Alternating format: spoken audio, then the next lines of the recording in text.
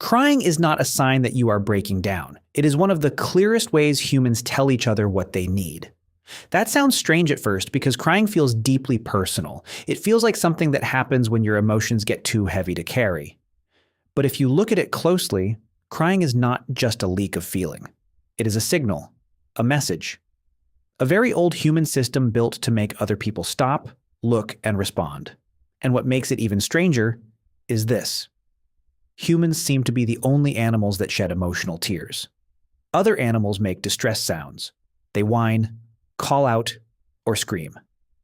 But tears themselves, the ones that run down your face when you are overwhelmed, are part of a very specific human pattern. That alone tells us crying is doing something beyond simple biology. To understand why, start with the basic kinds of tears. Your eyes constantly produce basal tears to keep the surface of the eye moist. They make reflex tears when dust, smoke, or onions irritate you. And then there are emotional tears, which show up during sadness, relief, joy, frustration, awe, or grief. These are different. They are not about protecting your eye. They are about broadcasting what is happening inside you. That is the first clue. Crying did not evolve to be dramatic. It evolved to communicate. Think about a baby. A baby cannot explain hunger, pain, fear, or discomfort with words. So crying becomes a survival tool. It gets attention fast. It makes adults stop what they are doing. It pulls help toward the infant before the infant can do anything else.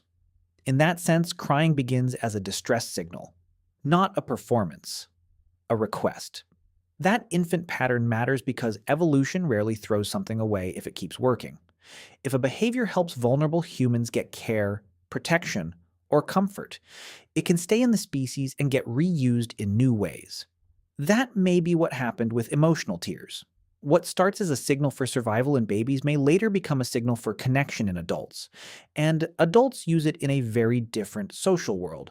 When someone cries in front of you, your brain does not treat that as random moisture. Studies suggest tears make people perceive the crying person as more helpless, more in need of support, and less threatening.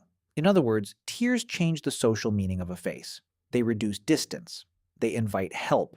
They trigger empathy. That is a huge evolutionary advantage if you think about human life the way our ancestors lived it. For most of history, humans survived in groups. You did not make it alone. You needed allies, family, and cooperation.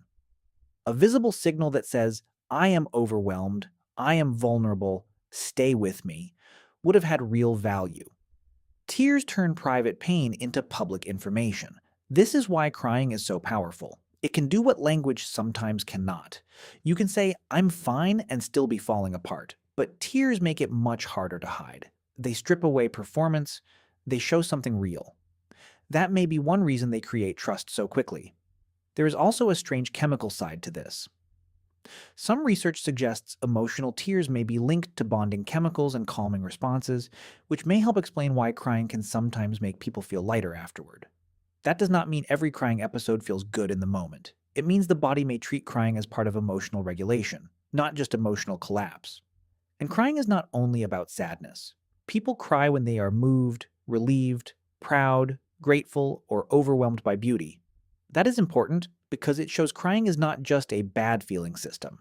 It seems to mark moments when the mind is under intense pressure, whether that pressure comes from pain, love, awe, or release. Emotional tears may be the body's way of saying, this matters too much to stay silent. That may be why happy tears exist at all. The emotional system is not just tracking misery, it is tracking intensity. A graduation, a reunion, a wedding, a victory, even a song that hits too hard can all produce tears because the emotional weight is larger than words. The tears are not random. They are the overflow of meaning. So why did humans keep this trait when other animals seem to rely on vocal distress instead? Because vocalizations are loud, but tears are unmistakable. A cry can be ignored, copied, or lost in a noisy environment.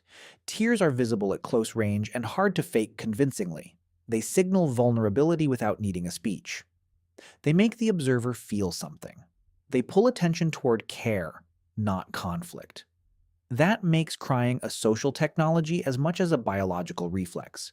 It helps explain why people often feel closer after crying in front of someone they trust. The act itself creates a moment of honesty. The other person gets a direct view of your emotional state, and that visibility can strengthen connection. There is another reason crying may have survived. It works best in a species that depends on other people. Humans are not built like solitary predators. We are built for groups, roles, and relationships. In that kind of species, a signal that says, I need you, is not weakness. It is coordination, and that changes the way you should think about your own tears.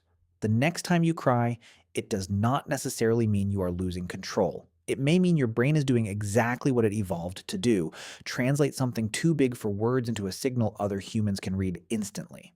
Crying can be pain, yes, but it can also be trust, release, connection, a biological way of saying this matters. That is why crying is so uniquely human. Not because we feel more than other animals, but because we can turn feeling into a social message. Our tears do more than fall. They speak. And maybe that is the real answer to the question. We cry because being human has never been a solo experience. From the moment we are born, tears help us stay alive, stay understood, and stay connected.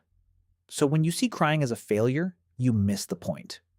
Crying is one of the oldest ways the human brain says, I am here, I am overwhelmed, and I need another person to notice. So like and subscribe if you like this content.